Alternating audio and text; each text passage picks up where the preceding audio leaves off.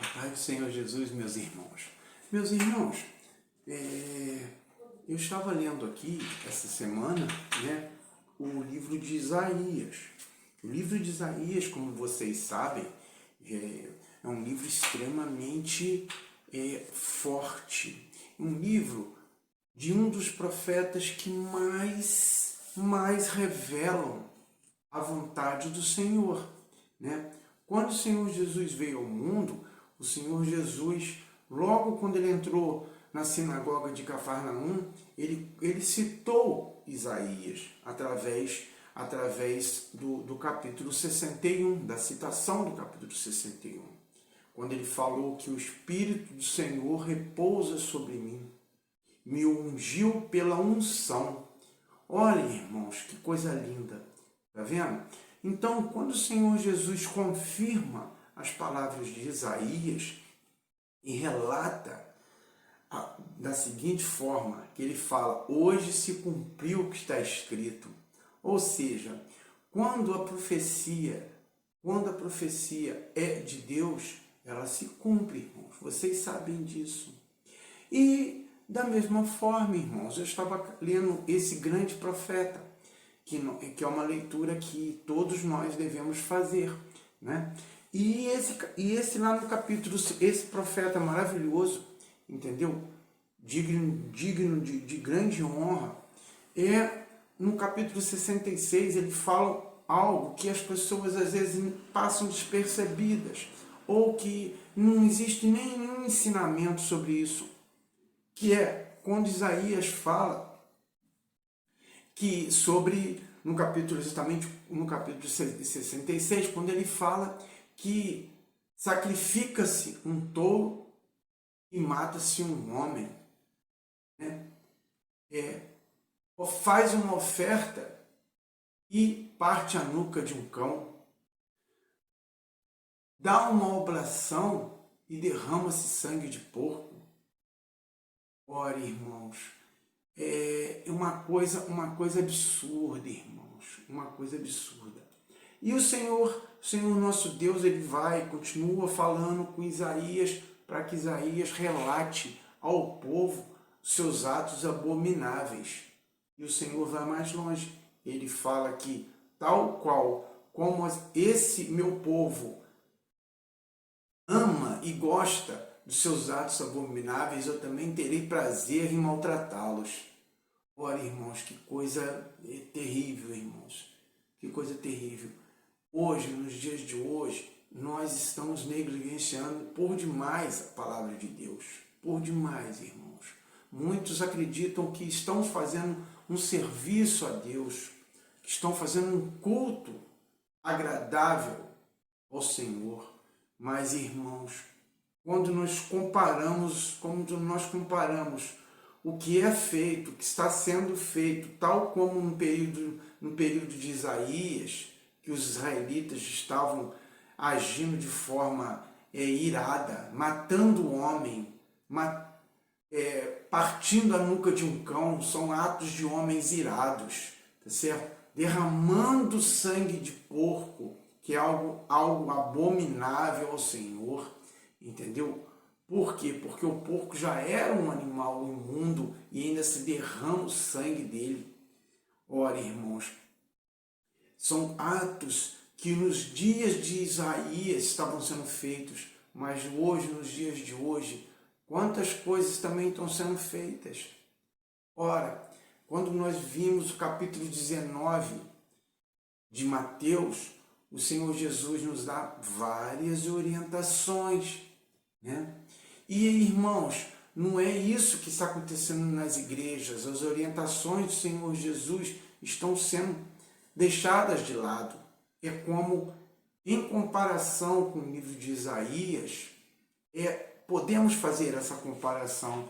Por quê? Porque da mesma forma que os israelitas faziam algo para agradar o Senhor, eles faziam algo que desagradava o Senhor. Do mesmo parâmetro, da mesma forma. E nos dias de hoje vemos isso também. Os louvores, por exemplo, nas igrejas, a grande maioria dos louvores não são bíblicos. São louvores inventados, louvores que enaltecem muitas coisas que não tem nada a ver com a palavra de Deus. As pregações, muitas pregações são um aconselhamento familiar, são pregações até ofensivas. As palavras de Deus, se nós colocarmos no parâmetro da justiça, da misericórdia, da fidelidade a Deus, muitas pregações saem. Fora isso, irmãos, as atitudes fora da igreja, irmãos. Era como os discípulos do Senhor Jesus falam, homens sensuais, homens que têm o desejo nos olhos. Ora, irmãos, as atitudes que nós vemos hoje, na grande maioria, não são compatíveis com o seguimento a Cristo. É como Cristo fala, entendeu?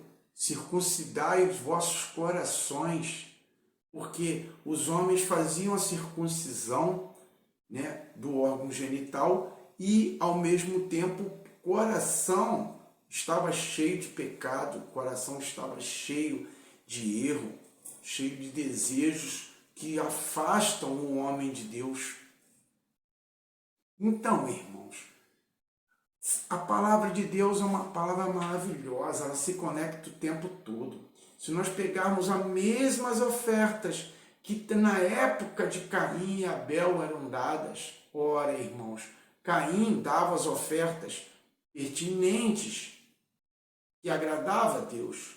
Da mesma forma, Abel também dava as ofertas que agradavam a Deus. Mas por que Deus olhou para a oferta de Caim e não gostou, e olhou para a oferta de Abel e gostou? Por quê? Porque as obras de Abel eram boas e as obras de Caim eram ruins.